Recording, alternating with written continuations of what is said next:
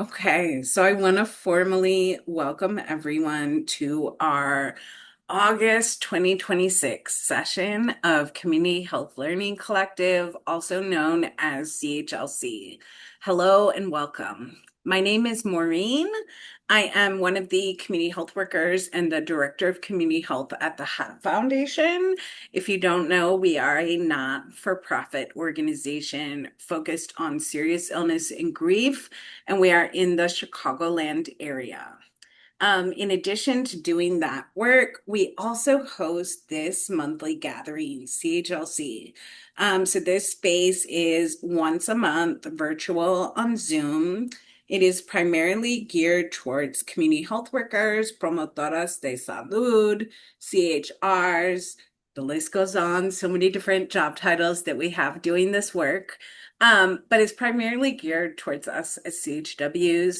We also do welcome allies. So I know we have some folks who supervise CHWs or just support the work, care about their communities. So whoever you are welcome here. Thank you for coming. This space is meant to be just a very flexible shared learning space. So we have CHWs from Illinois and some from other states across the country, as well as allies. And every month we just come together and we invite guest speakers to share their expertise, share their knowledge with us, with the hope that we are then able to take that back to our own lives, to our community, to our people, right? Because that is how we change things. That is how we make a difference. So if it's your first time or if you are returning, we are glad to see you here this August. So for August, our topic is building brain healthy habits. So we are super pleased to welcome both Amy and Mary Grace from the Alzheimer's Association. I'm not going to read your full bios because I want to make sure we just prioritize the great content that you have, but please feel free to introduce yourself. If there's things from your background that you really want to share with the group, please do so. This is such an important topic, and my work and my colleagues at the HAT Foundation, dementia and Alzheimer's is something that comes up quite a bit. But I know that's also important for everyone, regardless of the field that they work in. So I'm super excited. So much gratitude to both of you for being here. And I'm going to now invite you to take it away.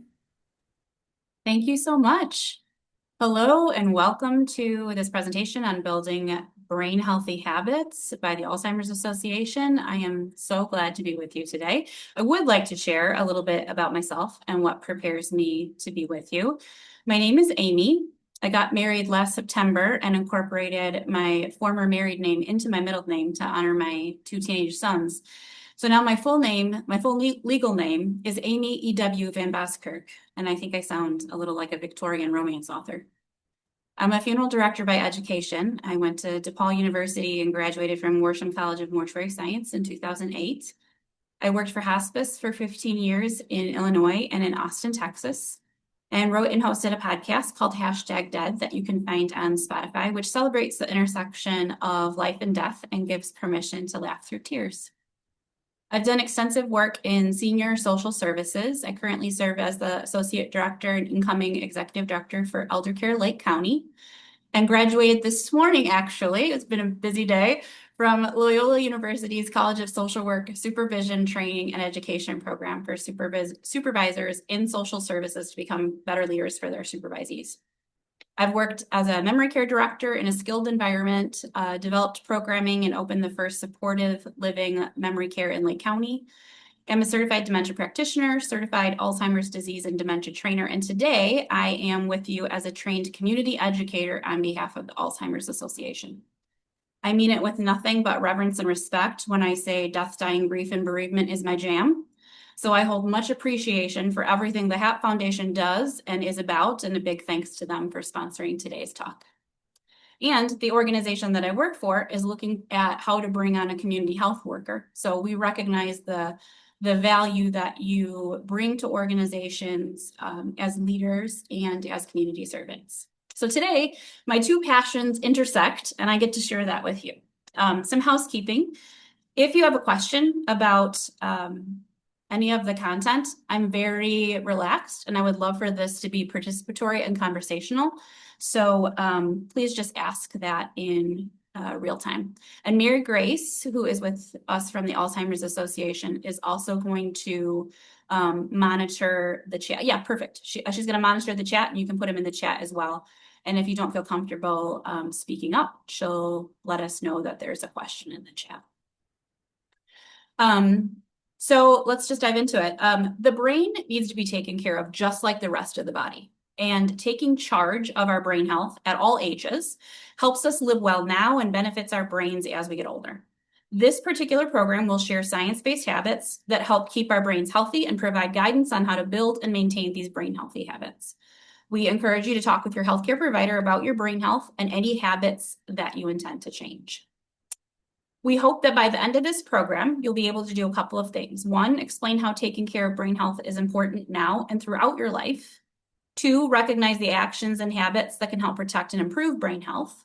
And three, make a plan to successfully use the tips we'll talk about to build more brain healthy habits. To make that plan, we're going to walk through using an action plan later in this program. And when we make an action plan, we're taking a step toward holding ourselves accountable for changes we want to make. So you can take a look at that form. Mary Grace is going to put it in the chat. You can hang on to it for later, but I would encourage you to start making some notes as we go through the content. Our conversation today will be centered around the Alzheimer's Association's 10 healthy habits for your brain. Some of these may already be part of your daily routine. Others, like managing certain health conditions, are influenced by those habits. Many of these brain healthy habits are connected. Improving one area can have a positive ripple effect on other areas. For example, we know that healthy eating can help control blood pressure and diabetes. Take a moment here to recognize which of these habits are already a regular part of your life and where there might be some room for improvement. We know that these habits and health conditions affect the risk of cognitive decline and dementia. We now have evidence that doing something about them can have a positive impact on brain health. We're going to talk about this really cool study that I also shared with my Loyola group this morning. The U.S. Pointer study, led by the Alzheimer's Association with top-line results released in the summer of 2025, showed that a structured, healthy lifestyle combining exercise, nutrition, cognitive engagement, and health monitoring can meaningfully protect brain health. That was a 2-year randomized controlled clinical trial that tested 2 lifestyle interventions in a large, diverse population of older adults at risk for cognitive decline and dementia. Participants were either in a self-guided or structured lifestyle group. Now, if I were to choose between which group I'd want to be in, I would tell you I am much more self-guided kind of gal. Cognition function improved for both groups, but the structured intervention group showed the greatest benefit, performing at cognitive levels comparable to adults nearly 2 years younger. This is a really important study that underscores the message that healthy behaviors have a powerful impact on our brain health. And we'll talk more about what we learned from the U.S. Pointer program and elements of that structured healthy lifestyle program as we dive into these habits. But before we talk about how to help protect our brain health, let's learn a little about how the brain works and why taking care of our brain really matters.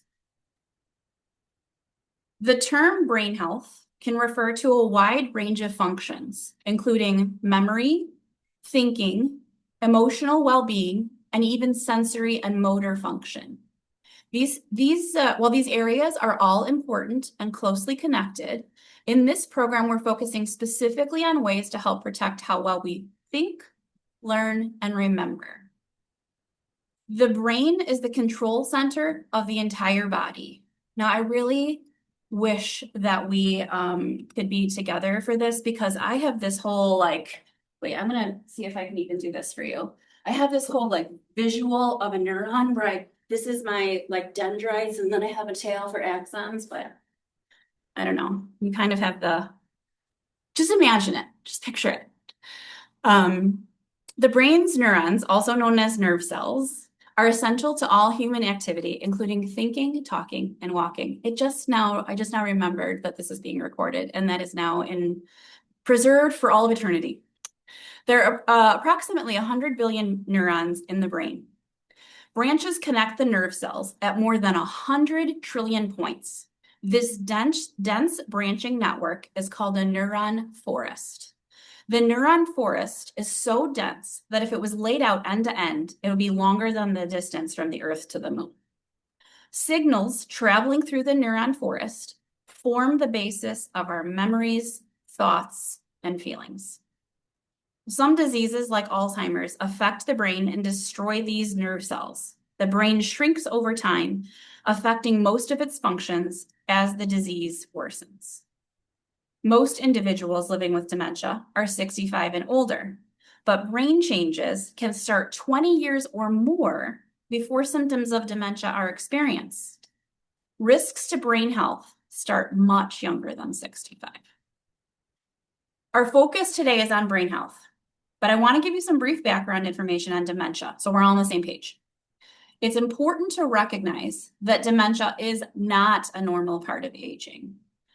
I think that growing up, I heard my elders talking about, oh, that's just so-and-so being senile. I think the language has changed as the understanding of dementia has changed. And the understanding now, based on the science, is that it's a pathological disease process. It's not a normal part of aging. Let's look at these different terms. Cognitive decline refers to changes in memory, thinking, and/or reasoning that are worsening over time. Just as with our physical abilities, some cognitive decline often comes with aging. MCI is an early stage of memory loss. My father-in-law has been diagnosed with mild cognitive impairment, and I'm currently in the process of educating and informing my larger family that this is, at this stage in the game, this is the best it's ever going to be. It's only going to get worse, maybe not, acutely, not suddenly get worse, but it's only going to get worse from here because it's progressive. Dementia is a general term used to describe problems with thinking and memory that are severe enough to interfere with a person's daily life. So once again, dementia is not a normal part of aging. Now, there is age-related forgetfulness. If you walk into a room and can't remember why you walked into the room, that doesn't mean you have dementia. That means you've just only got so much, RAM in your brain, and you have capacity issue. That's normal. Alzheimer's disease is the most common cause of dementia. It's caused by damage to nerve cells in the brain, specifically the presence of plaques and tangles. And we'll talk a little bit more about those plaques. Alzheimer's is a progressive and fatal brain disease. There are several other diseases that cause changes in the brain leading to dementia. And if you'd like more on these, Mary Grace will hook you up at alz.org. It's important to note that our hearts and brains are closely connected. Much of this connection is because each time our hearts beat, 20 to 25% of the blood goes straight to our brains. The oxygen and other elements delivered to the brain through the bloodstream keep the brain nourished. And because of this connection, actions we take to keep our hearts healthy also keep our brains healthy. What's good for our hearts is good for our brains. So let's shift back to talking about brain health and hear from a few people on why they started caring about their brain health. Based on what you've heard so far, what's the best age to start thinking about your brain health?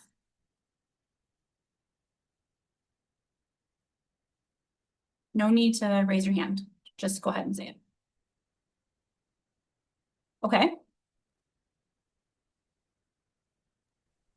Maybe like always, like as a child, as a Christine young said adult. 30. Patricia said 0 to 5. Maureen said when you're a child. Any. Who said any? Adam Scheffler, any age. Perfect. They're all right. Any and all age is better than not thinking about it. That's true. While the greatest known risk for Alzheimer's and other dementias is being of older age, we shouldn't delay in taking care of our brain health until we're older. We need to take care of our brains at all ages. It's never too early or too late to take action for brain health.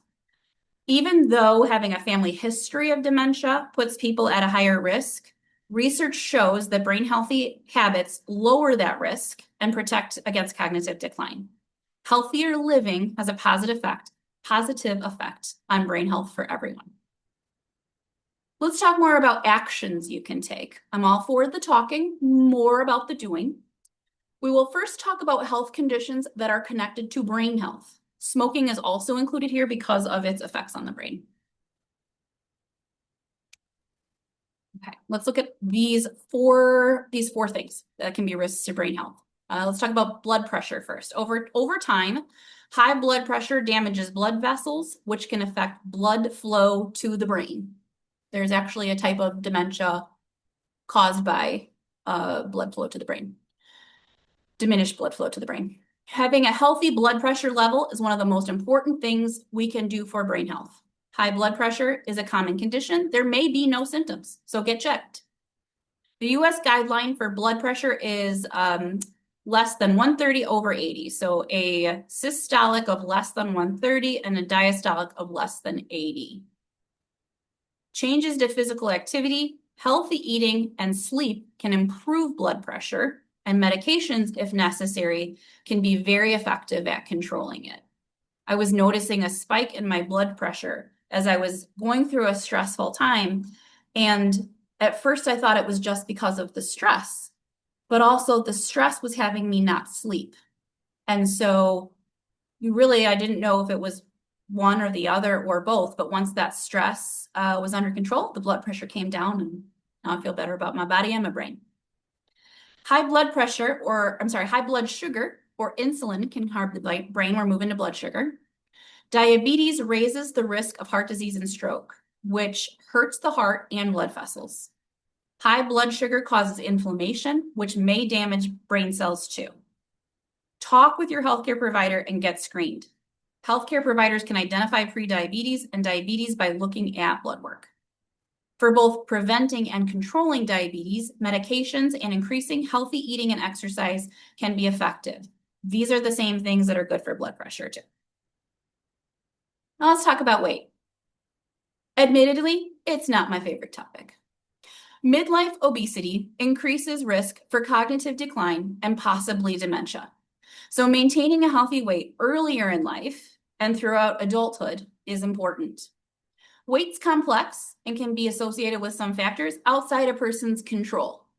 Talk with a healthcare provider about what's right for you.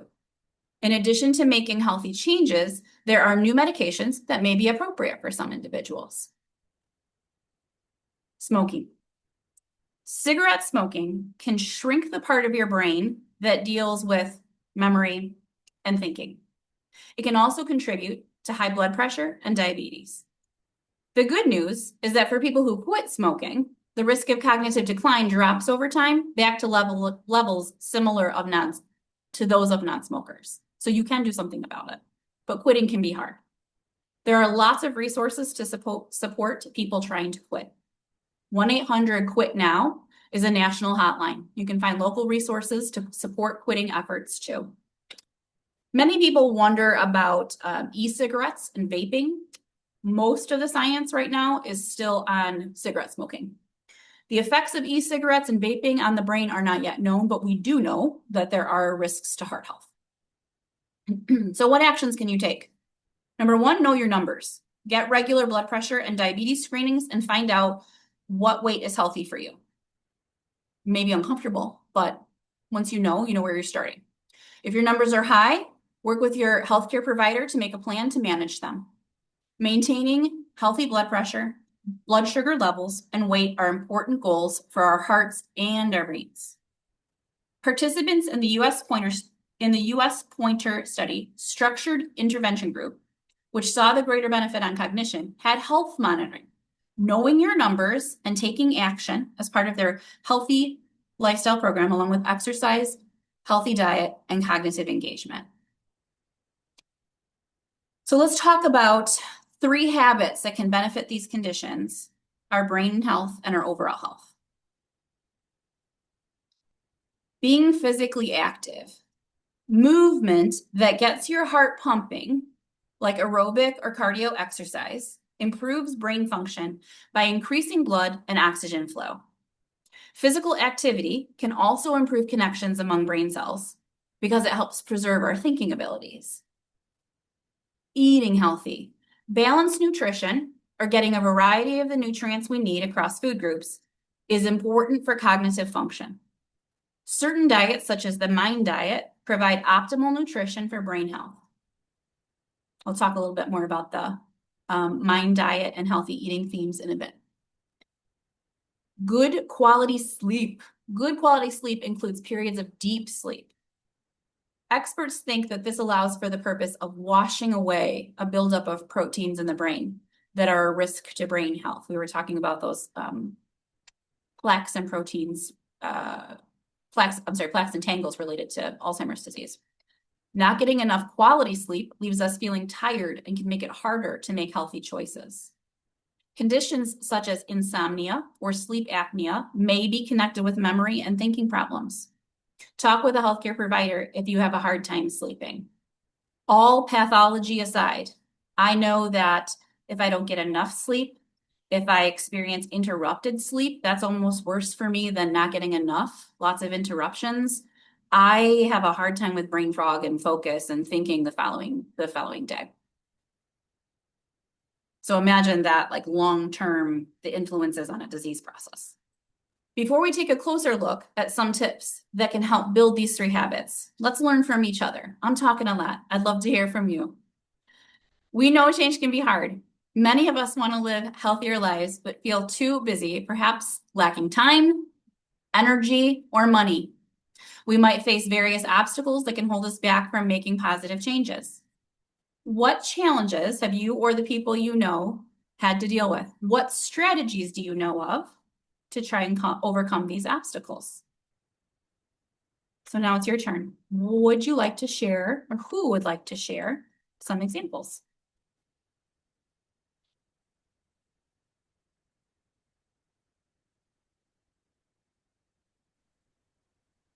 Hi, this is Kimberly. And one of the strategies I guess I use, and it helps with mental and physical, is walking. My neighbor is a teacher, and we walk at 6 in the morning. And that has helped because it's outside. So, nature, conversation, we hold each other accountable. And yet I've seen weight, go down. And so a lot of it, mindfulness, things of that nature. So I think that has truly helped me. And of course, sleep. And I've just seen changes in just my overall, I would say just overall personality, just the mindfulness, feeling more comfortable and just at ease and don't have the certain levels of stress. It's like, you know what? Self-care is important. So nobody takes that time from me. It's like, nope, you have to wait.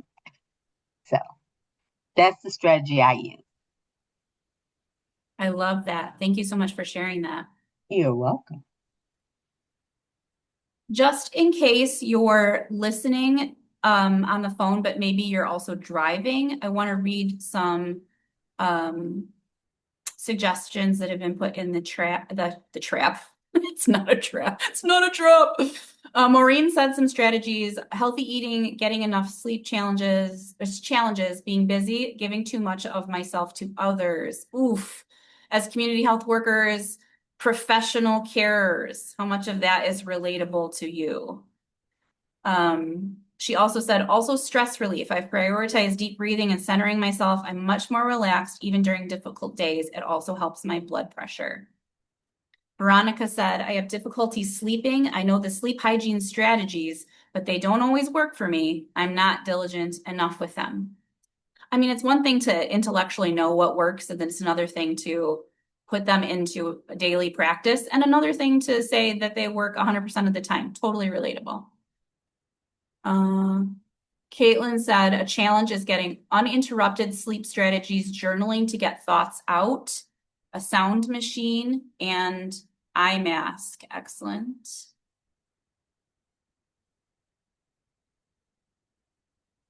Sorry, Dr. V.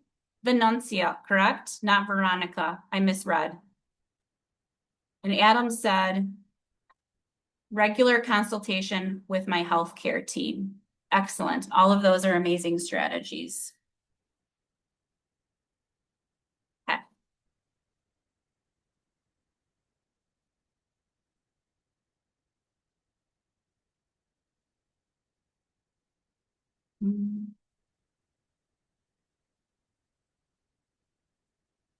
Okay. Some good news is that the research shows that one of the best ways to be successful in making healthy changes is to make small changes to things you already do. Making small changes over time adds up to big changes. The key is finding what works for you. So let's learn more. As we talked about, exercise has many benefits for the brain. What kind of exercise should be the goal? Overall, a well-rounded exercise routine is what we should aim for. Remember, the U.S. Pointer Structured Healthy Lifestyle Program, which saw the greater benefit on cognition, combined those 4 elements: exercise, healthy diet, cognitive engagement, and health monitoring. These are the exercise goals that were part of this structured intervention. 30 to 35 minutes of aerobic activity 4 times a week. Okay, so those are activities that really get the heart up and the breathing rate up, like jogging, biking, a cardio class at the gym. Back in the day, Zumba was my favorite. 15 to 20 minutes of strength training twice a week. This includes lifting weights or resistance training with bands. And 10 to 15 minutes of stretching and balance exercises twice a week. Exercise is one of the best things we can do for our brains, but it can feel hard or overwhelming to think about adding more movement into an already full day. So what can you do? First, focus on getting your body moving. Exercise does not have to mean going to the gym. Add more movement into what you're already doing. This is called functional exercise and includes chores, housework, or parts of your job that get you moving and get your heart rate up. This is exactly why I don't have a riding lawnmower. I know it's not typical to say, I love cutting my grass. It's therapeutic for me, and I do it with a push mower. I just know that I can count on that hour of functional exercise every week, or with as much rain as we've been getting, a couple times a week. Walk to the train, take the stairs, sweep, or consider the physical work done during a work shift, and then find ways to step it up. I had a colleague who, where our offices are, there were 2 restrooms, and she would always walk to the far restroom just to get extra steps in. I'd also like to acknowledge that sometimes it's not just things like time or money that are barriers. I was brought up that anything that I did for myself was vanity. And so that value system is very deep in me. And so prioritizing myself, committing to my own self-care, my own wellness and well-being is a big shift in that value system. And so that is internal work that I need to do, as well as adding these external activities. And that may be true for you as well. Here are some more ideas of how to build more physical activity into your regular routines. Think about something you want to try. Do you want to learn a new dance? Try out pickleball. Start gardening again. The key is finding what is a fit for you, and you stick with it. My husband, instead of exchanging gifts for Christmas, got us like a dance lesson subscription that was all on YouTube. So we're going to start dancing we said we were going to start dancing in our driveway, and then it has rained all the more season. Ask friends to join you. This makes it more fun and gives you both support for starting something new or making it a routine. Don't like exercise at all? Try to make it better for yourself. Save your favorite show to only watch while you're on a treadmill or only listen to your audiobook while you're out walking. And finally, track your progress. You can use apps that have like little micro interactions that give you that feedback to incentivize you, calendars, or a regular old piece of paper. Tracking your exercise minutes helps you see your progress. And some weeks will likely be better than others because we are human, but you can be proud of your achievements and set new goals. An example of an exercise tracker can also be downloaded from the Alzheimer's Association website.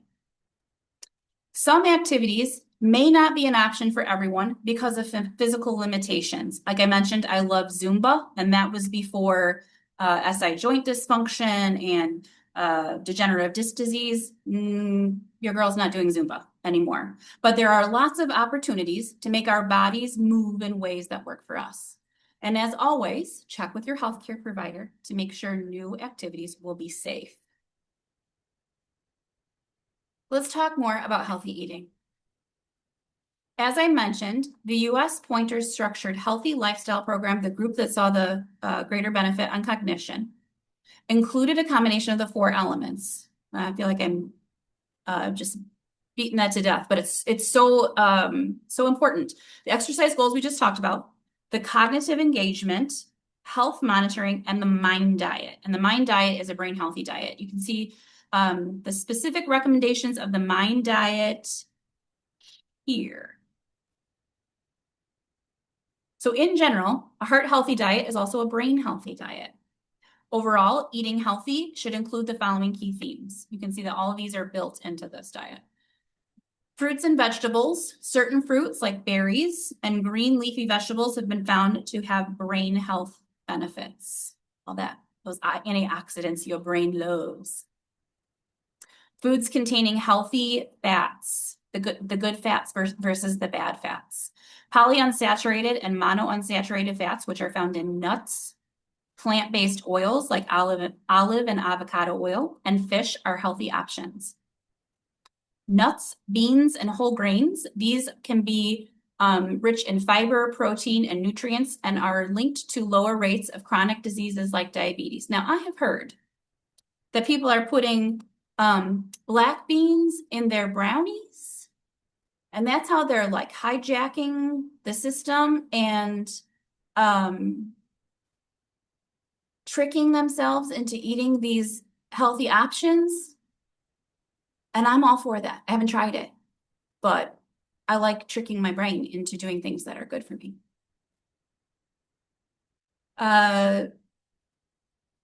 Lean proteins like fish, chicken, and turkey. It's recommended to avoid the dark meat and the skin.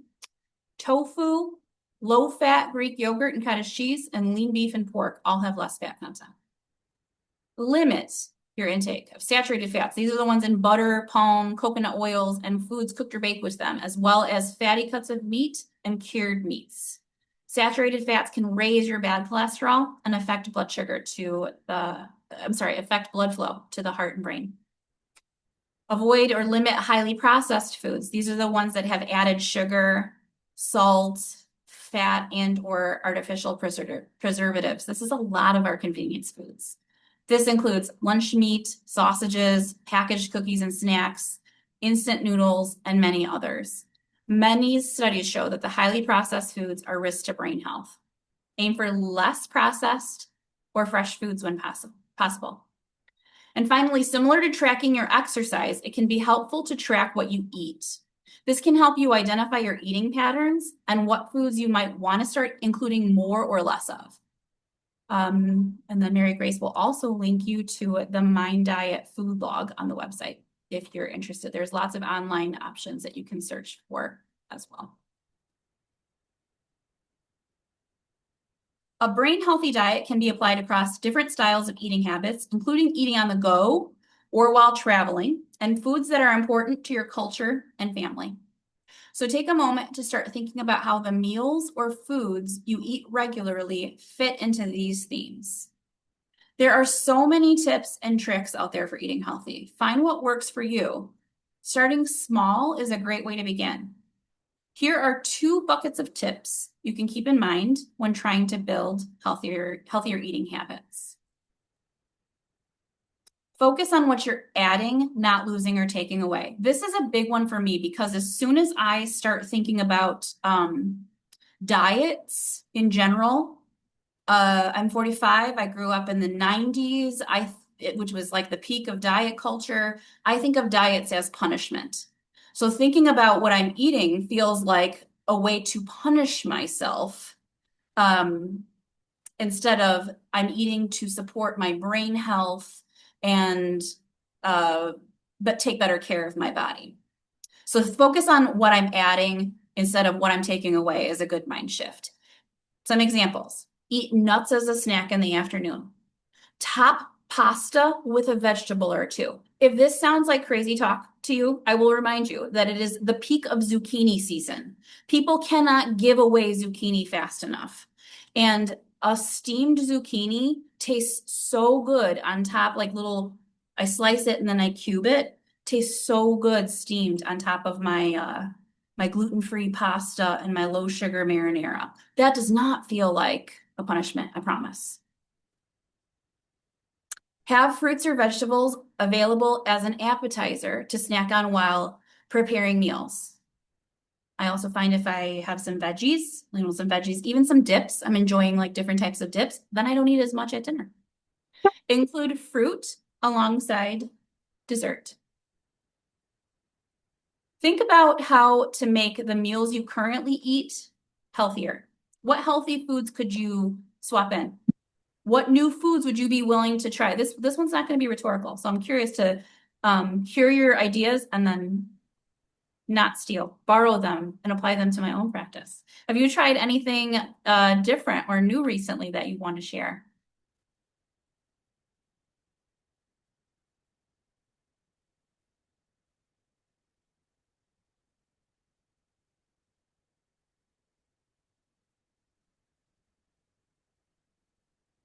Venancia says Brazil nuts.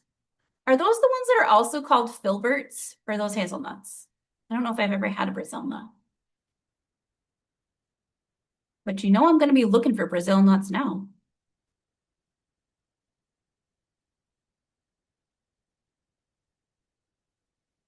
Okay. She says she thinks those are hazelnuts or filberts.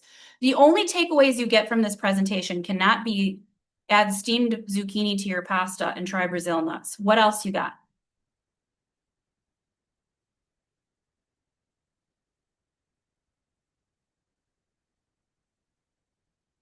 Patricia said an everything bagel rice cake with hummus or veggies. That sounds good. Kim suggested swapping out ground beef for ground turkey. Excellent.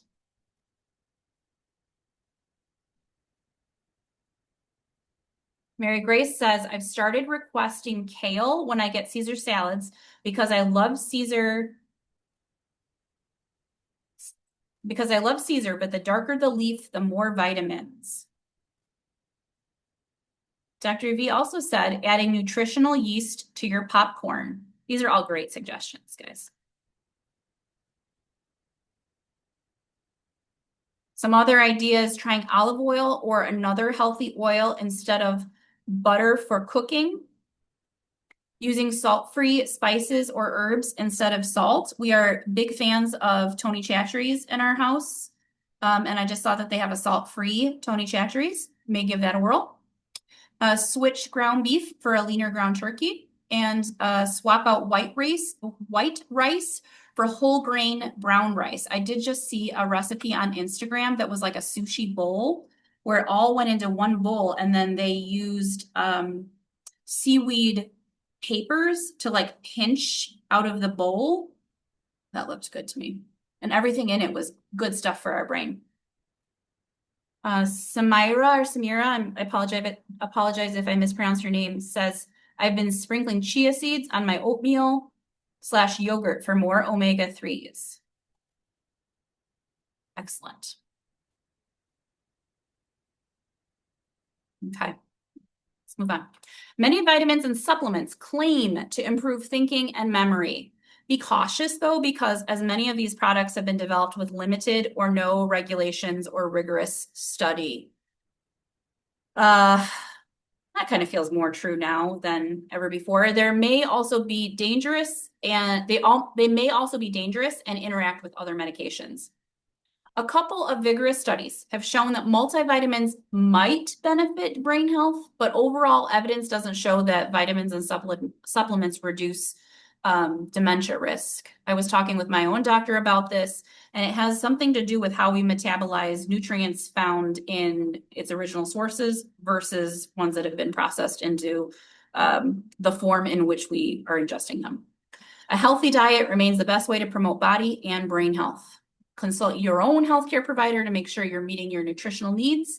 They can give you whatever guidance you need on your overall health, your blood work, and any nutritional deficiencies. So now let's talk about sleep. To protect brain health, we need to get good quality sleep regularly. In general, adults should aim for 7 to 9 hours of sleep a night. Now, does that feel about right? Or for you, does that feel like decadent, luxurious? Maureen says, my mom, who is older and very concerned about not getting dementia, she's fallen for a lot of expensive supplement scams. Caution, be wary of super expensive supplements that make outrageous claims. That is wisdom right there. And Dr. V says, I unfortunately get much less than the 7 to 9 hours of quality sleep. I think that's true for many of us. Quality sleep quality sleep allows you to go through the sleep cycle, including deep sleep, and this is valuable for brain health. Of course, sometimes there might be a noise, interruptions, or other factors that can make it difficult, but while we can't control everything, there are things we can control to practice good sleep hygiene, which refers to the things that we can do to sleep better. There are changes we can make to our daily routines and also things that we can do to create the best possible sleep environment. So let's take a look at that.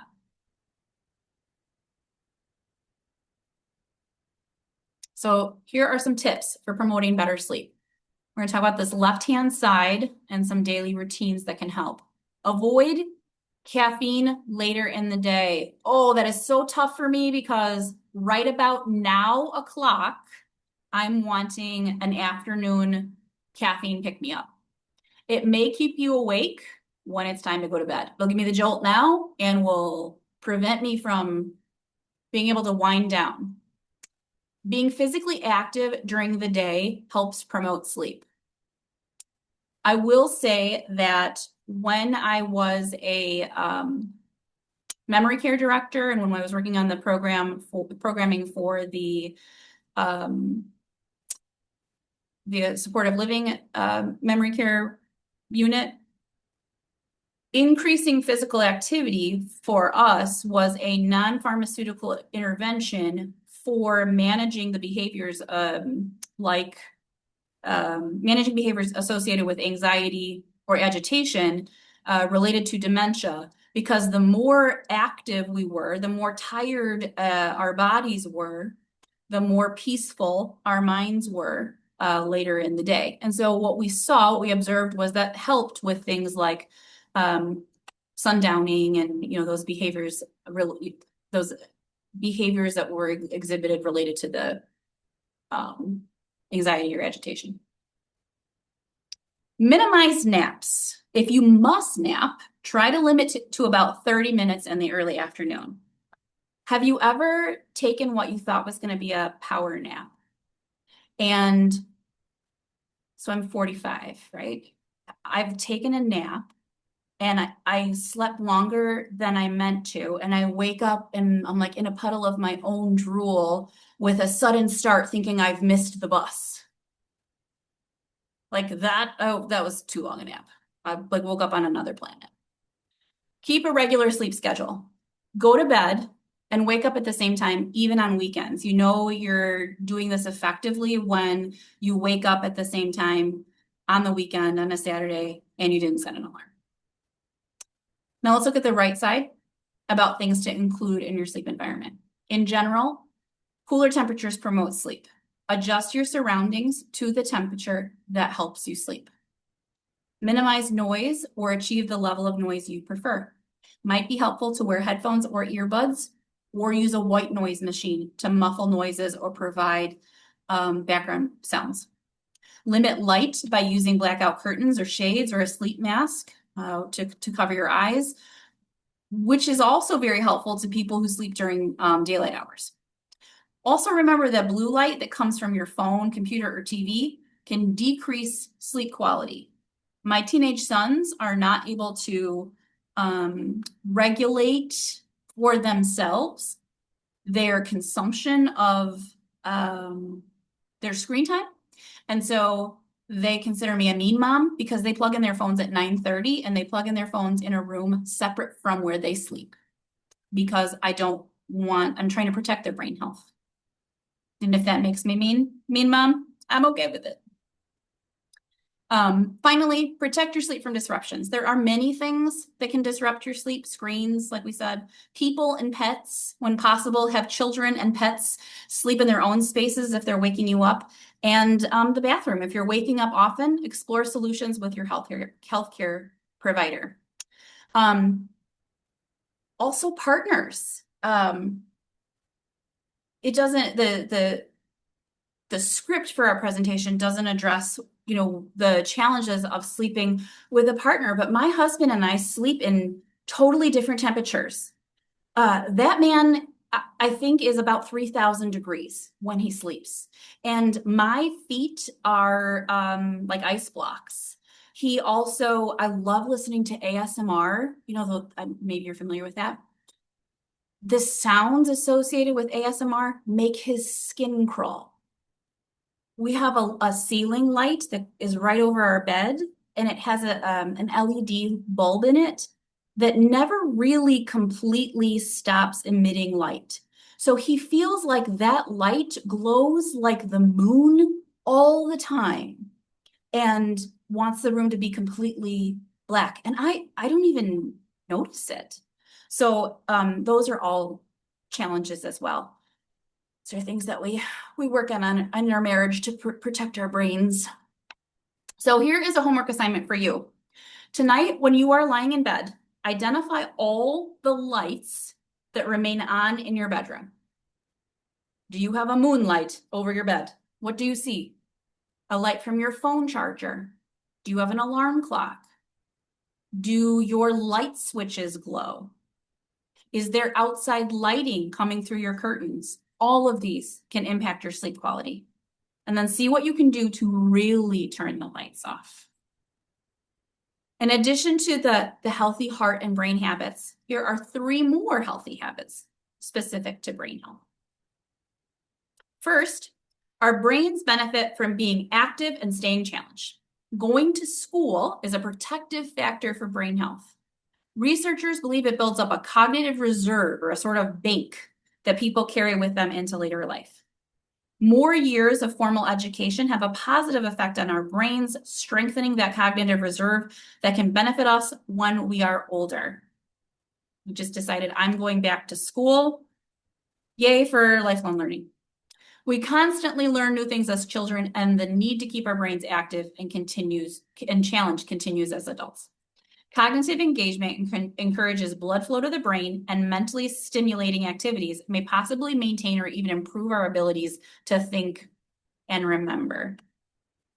And Mary Grace is going to cue up a video for us to What is cognitive engagement? Cognitive engagement is all about regularly making your brain work hard. There are lots of different activities that are good for keeping our brains active. This can be different for everyone.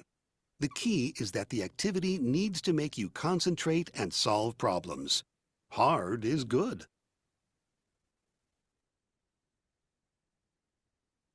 What is cognitive engagement?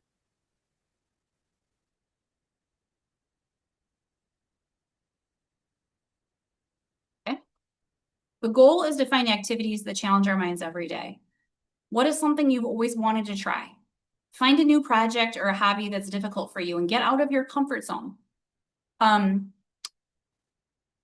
Well, before I say anything else, I would love to hear some ways that we can challenge ourselves and make our brains work hard. Tell me all the things.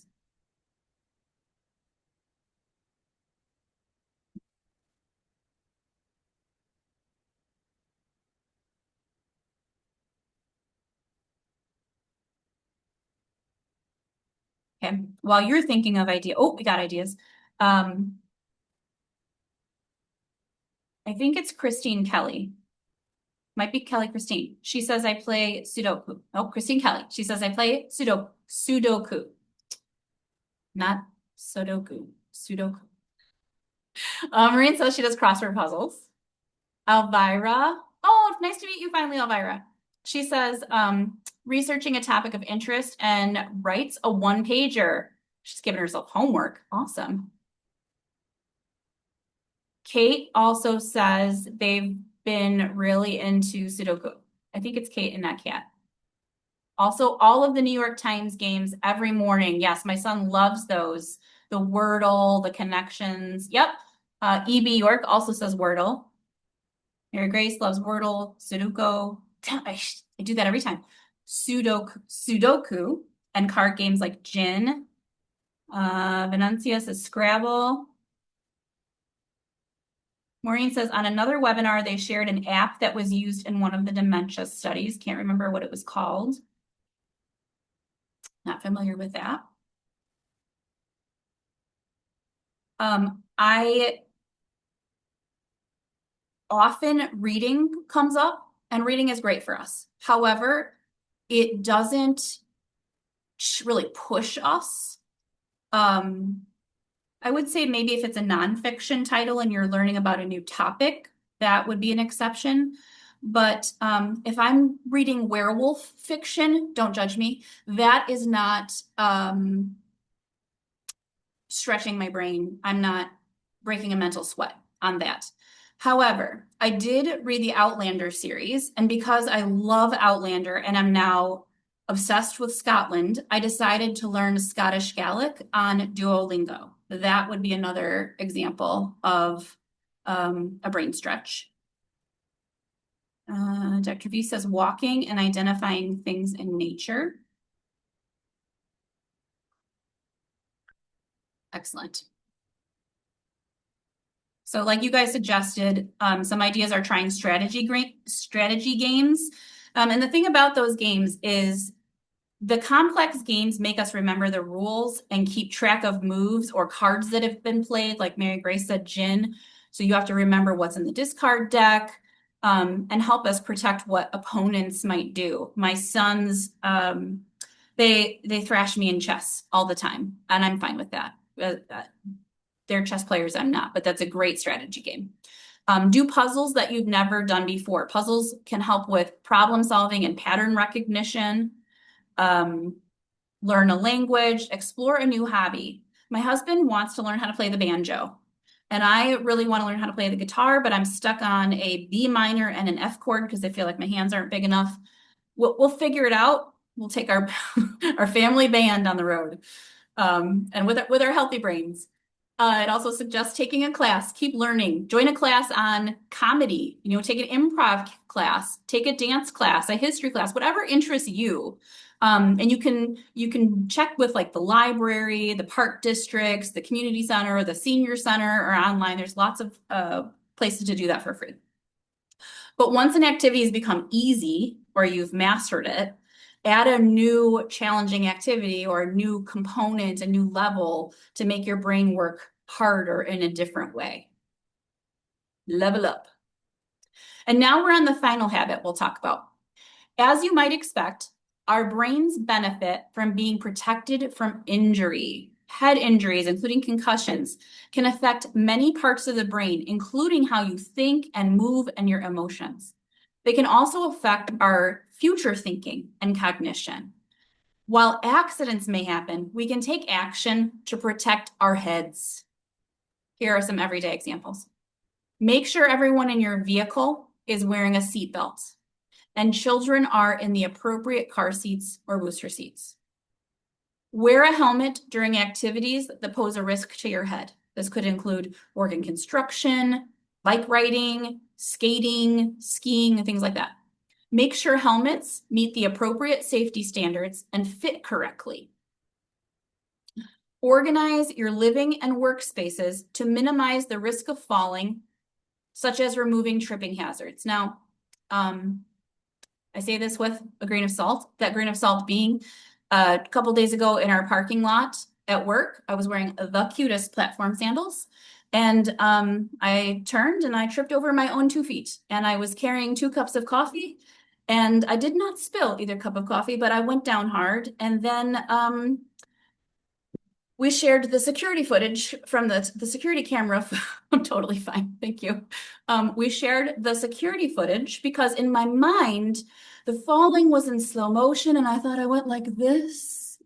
And it was very graceful. It was not graceful. But we did get a good laugh over that. Organize, I talked about that. But this is important particularly for older adults or those who may be less stable on their feet because they're wearing platform sandals or other reasons. Keep safety in mind when doing home projects. Use ladders correctly or use an expert if possible for window washing or gutter cleaning. If you injure your head, don't ignore it. Talk to your healthcare provider. You might have heard of other risk factors that may be connected to brain health. The topics covered in this program have the strongest evidence to date for protecting brain health. But there's a lot of exciting research going on, helping us learn more about what affects the health of our brains. Some of the other areas are like hearing and vision loss. It's a newer area of research and more studies are needed, but the ideas, the studies are suggesting that hearing or vision loss might be associated with a higher risk of dementia. Treating hearing or vision loss for sure benefits overall health, but the effect on brain health is at this time unclear. Air pollution, some studies show a link between particulate matter in the air and possible increased risk of cognitive decline. I'm sure you want to hear that after we breathed in the at least here in the Midwest for the folks who are based outside Chicago, after we were breathing in the wildfire smell for a week and a half. But more research is needed to identify the level and age of exposure that might cause the greatest risk in terms of air pollution. And some people may be more at risk based on where they live or work. Alcohol abuse. Excessive use of alcohol over time can lead to memory issues and possibly even Korsakoff syndrome. So Wernicke-Korsakoff syndrome is a type of dementia. It's alcohol-induced dementia. It's when the alcohol abuse depletes the vitamin B or thiamine in your brain. The link to increased risk of cognitive decline, though in other forms of dementia right now, is still a little fuzzy. And then there's stress. To date, there has not been consistent evidence linking situational or occasional life stress, like moving or family illnesses, to cognitive decline or dementia. However, such short-term stress may affect our daily routines and brain healthy habits. So managing your stress could be important for brain health. Before we move into our last section on building an action plan, here are 3 key takeaways. Brain healthy habits are for everyone. Remember, it's never too early or too late to establish healthier habits. Nurture the healthy habits you have and start new ones at any stage of life. Maintaining these habits into older age plays a big role in protecting our brain health. The more healthy habits, the better. The more healthy habits we have, the more benefits for brain health. Remember, it said like little changes over a period of time creates big change. The more of these little things we incorporate, the bigger the impact longer term. Include a variety of healthy habits. For example, if you already get enough physical activity in your day and that's not really your thing or your area of need, try focusing on getting another hour of sleep each night or eating healthier snacks. Dr. V, I'm looking at you, another hour of sleep. If you recall, the participants in the U.S. Pointer Structured Intervention Group, which saw the greater benefit on cognition, combined the 4, I'm saying it again, the 4 healthy lifestyle elements: exercise, healthy diet, cognitive engagement, and healthy monitoring. And maybe the key there is that it combined those things. So it's great to do one or a couple of those things, but the longitudinal effect will be in combining them. And consistency is key. For these habits to make a difference in our brain health, they need to be done on a regular basis. And it may take a while, but consistency is the goal. Before we jump into action planning, let's consider some keys to success in building new habits. Set a flexible goal. Goals can be specific or flexible. Set the type of goal that'll work the best for you, but know that being less specific in our goals can be valuable. Studies have found that if our goals are too specific, we get discouraged if we're not meeting them. So if you maybe heard the acronym, the SMART goal, specific, measurable, attainable, realistic, and time-bound. It doesn't say that R doesn't stand for rigid. A flexible goal might be, I will exercise at least 2 times this week. Whereas a specific goal might be, I will jog 3 days and lift weights 2 days this week. It kind of feels like I would be setting myself up for failure if my goal was, I will go on a walk at noon, Monday, Tuesday, Wednesday for 15 minutes. Because reasons, life happens. Maybe that's not possible on those days, at those times, for those durations, and then I've set myself up to fail. And then I feel bad about failing, and then I want to quit. Include other people. Tell others about your goals for building healthy habits. Support from others can encourage your success, and knowing that someone else will be checking up on you may help keep you on track. Find a workout buddy or find someone with a shared interest in trying something new. Find rewards that work. We'll talk more in a minute about how rewards are an important part of building new habits. For a long time, for me, when losing weight was my goal, I always focused on the number. It wasn't about being healthy or wellness. It was always about losing weight. It was always about a number. And then I was rewarding myself with like a Frappuccino. And it kind of seemed like my reward is not consistent with what I'm trying to accomplish with the goal in the first place. For right now, several studies have found that rewards help promote healthy behaviors, but let's think of rewards that can help motivate you. Here's something that could be interesting to try. One type of reward is not losing money. Give some money to a trusted friend with the commitment that they only give it back to you if you meet your goal. If you don't meet your goal, the money goes to your friend or gets donated to a cause you don't like. I don't love this idea. And so, like, if I lean into that resistance, that might be a great place for me to try and implement a reward. Speak positively. How you talk about the habits that you're building can make a difference. We're more successful when we choose positive words.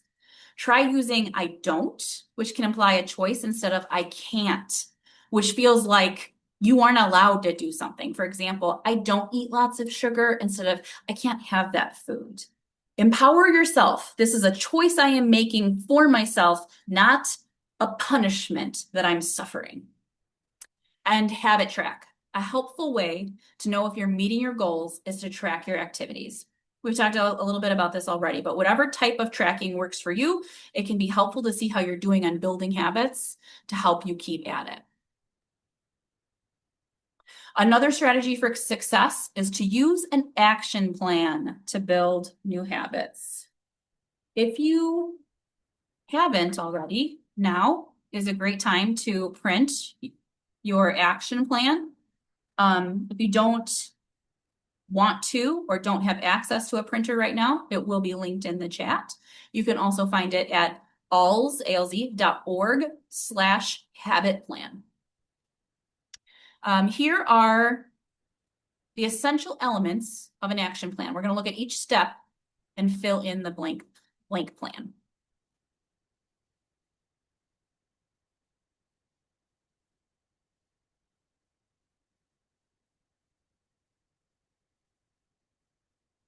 I just blew right past where I need to be. Give me just a moment to get back to the right place here.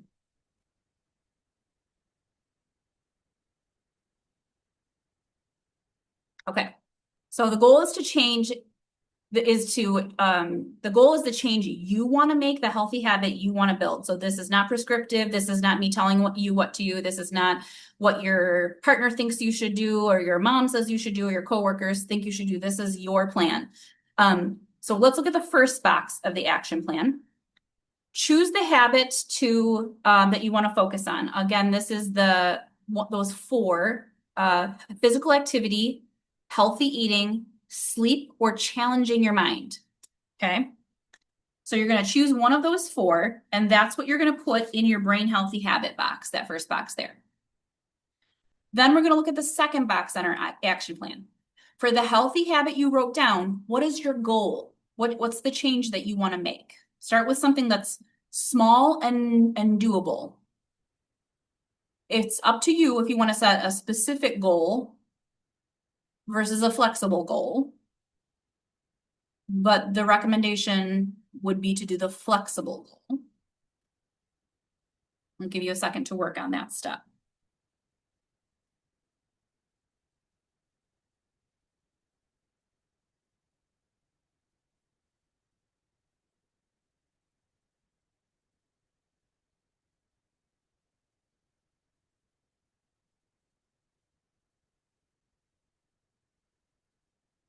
And then when you're ready, let's take a peek at the third box. This is the step in the action plan when we decide on the action that you're going to take to achieve the goal. What specific steps will you actually take to build the new habit? So we have, where's the general vague idea of where we want to make the improvement, the goal, and then this third box is the action plan. A helpful tool to plan the actions called a habit loop. I read the book Atomic Habits. In that book, it's referred to as the habit stack. Habit loops help us build new habits into our routines and help make them stick. So for me, if I wanted to try and drink more water, I built a habit stack around, well, I take this medication every day in the morning. I have to take the medication. I already have that habit. I built on the additional step of drinking a full glass of water after I took my medication. So it was just building on one more step into the loop. It's a little incremental change, but I'm drinking at least that much more water. And then we're going to look at a video on this habit loop process too. Creating new habits can feel hard, but our brains are actually good at building routines. Using a habit loop, the process our brains use to build habits, can help make new habits stick. Here's how a habit loop works. There are 3 parts of a habit loop: the cue, the action, and the reward. First, identify a healthy habit you want to build. Now, identify something you already do regularly that can cue or nudge you to do the new action. We already use cues in our lives, but we might not be aware of it. People may plug their phone into a charger as soon as they get into their car, or take their shoes off after they walk into the house. One action triggers another. These cues naturally trigger the next action we want to remember, and it becomes automatic over time, so we don't even think about it. The second part is the action. Recognize the cue and attach the new action like we just talked about. The final part in the habit loop is the reward. You did it. Feeling good about the change you made and its benefits may be reward enough for you, or maybe you need a celebration. Habit loops can be used to help build lots of healthy habits. Attaching a new action to one you already do and then feeling rewarded is what the habit loop is all about.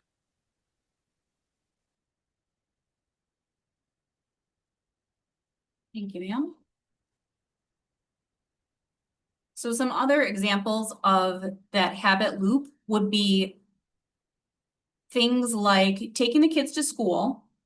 You walk the kids to school and then taking an extra loop around the block before going back home. So you're already doing the there and back, but instead of just going straight home, you do one more loop around or one more lap around the block. Or if, for example, I know that I always want that cup of coffee in the afternoon, maybe I switch it to like a decaf tea, and then I add a healthy snack with my decaf tea. Maybe I have an apple and peanut butter, getting some good fats, getting some fruit, or doing 20 sit-ups right after getting out of bed in the morning. That one would take a little work for me, honestly.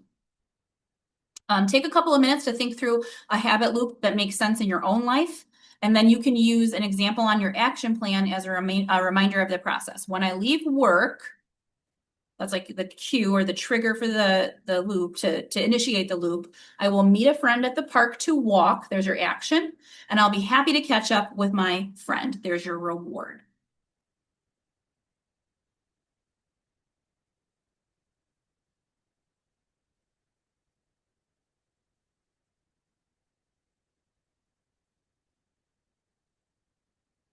Your plans should be getting pretty robust now.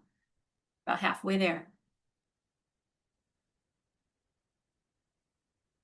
Okay, but as soon as you start creating an action plan and taking that step forward, those obstacles are going to rear their heads. They're a natural part of the process. So look at the 4th and the 5th boxes on the plan. We're going to look at our potential barriers to meeting the goal and anticipate how we could overcome them. We know we're going to have challenges, but what can we do about it? What might keep you from meeting your goal, and what might be a solution? Think about some of the tips we talked about earlier. So let's say I wanted to work on my exercise. And my goal I will increase my movement. My action could be, I'm going to set a timer for a 15-minute walk. I'll set an alarm on my phone. Potential obstacles. I don't do heat and humidity. We've had a lot of heat and humidity. It's not just I don't like it, it triggers really bad migraines for me. I don't want to deal with the migraines. That's a potential obstacle. One solution, I could walk indoors. I can see a practitioner about daily migraine medication, which I do. We could, if it's only on certain days, I can reschedule to another day if I'm going to, walk outside. Take a couple seconds and complete this step on your own action plan.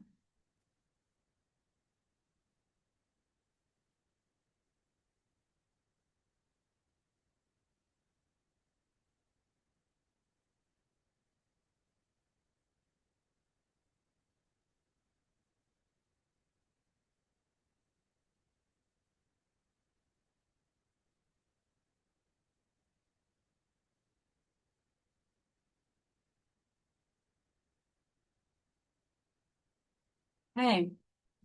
Finally, we're going to set a timeline. First, in your timeline, when are you going to start? You might even be able to start today after you get off of this chat or after you get off of this Zoom. Start as soon as possible so you don't lose your energy for it. We're having this conversation about brain health. You're feeling motivated. I'm going to take better health, better care of my brain. I'm going to get in more movement. And then the afternoon energy slump hits, and you get home and there's a new episode of your favorite show and your comfy clothes are calling. And maybe that 15-minute walk looks like a really bad idea. Don't lose your momentum. Think about how often you're going to do this. Think back to your goal. Is your goal to do your new action a few times a week? Is it every day? Think about how you're going to hold yourself accountable. Remember that tracking your actions can be helpful. Here's an example. Starting next week, we'll pick 2 regular meetup days to walk after work. And I'll keep track of our days on my phone. Take a second and set your timeline.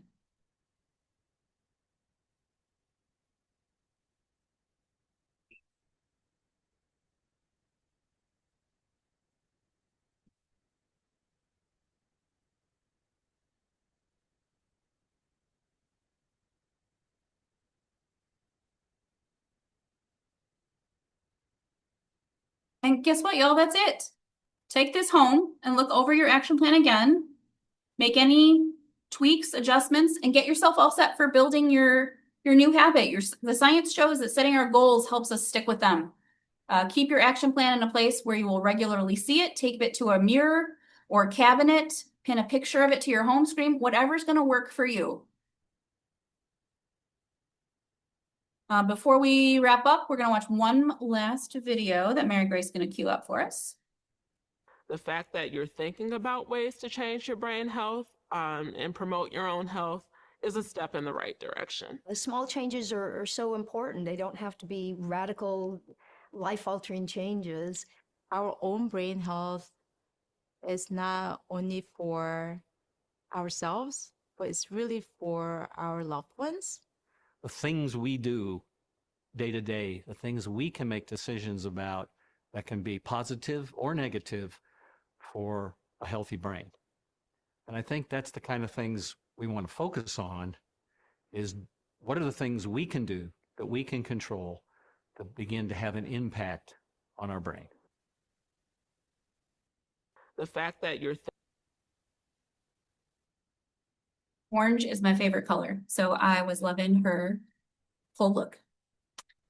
You have taken a great step today toward prioritizing your brain health by joining us or listening to this program. And I want to share a few parting thoughts.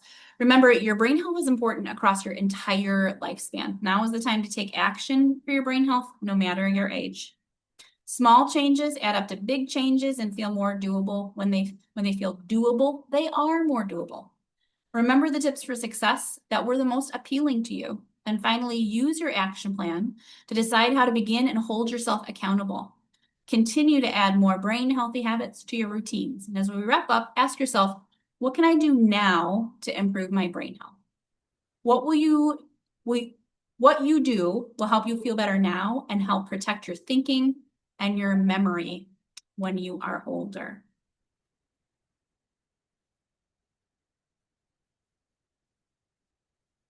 Lastly, the Alzheimer's Association provides a wide variety of information and support from the 24/7 helpline and local resources to help with navigating living with and caring for others with dementia. Mary Grace, do you want to speak more on these resources? Yes, absolutely. All right, everyone. Thank you so much. And really great job, Amy. That was an amazing presentation. I like how you were able to put in your own perspectives too and make it super interactive.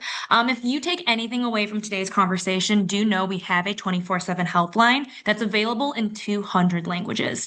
And I always tell people that maybe this might be helpful for you or, for your family right now, but it could be helpful for someone that, in your community. It could be helpful for your neighbor or for somebody in your congregation, whatever that might be. So just know it exists and they can utilize this helpline to figure out all different resources in your local area. It's a nationwide helpline, so it could help people anywhere in the continental US. A lot of these resources are really amazing.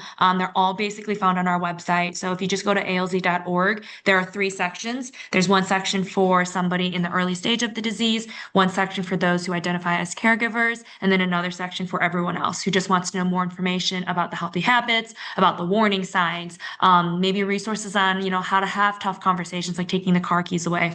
All that is available on our website. You can also call on the helpline if you don't know where to start. It's a great place to start. With that, we have about 5 minutes that we have slated time for, and I would love to see if there are any questions people have that we can answer quickly before you all head out. And feel free to come off mute here if you would like.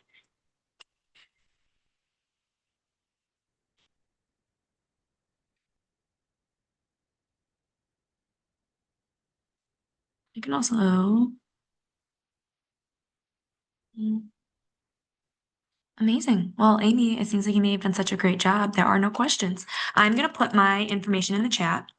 So if anyone has questions that you would like to just message me or email me directly, you are more than welcome to. I'm happy to get you resources that you can share it with your community as well. If you know someone that might be, needing some things, if they're a caregiver, if there's someone who just want more information. But with that, thank you so much for your time. Thank you to the HAP Foundation for hosting today's program. And thank you one last time to Amy for presenting. I hope you all have a great weekend. Thank you so much to Amy VanBoskerck and Mary Grace Sharp from the Alzheimer's Association. And thank you for everyone for being here today. A follow-up email from Maureen will go out next week. And we hope to see you all at our September session on September 21st at 1 to 2 p.m. Central Standard Time, where our speakers will be focusing on gun violence prevention. So thank you so much. Thanks, everyone. Thank you, everyone. Have a good one.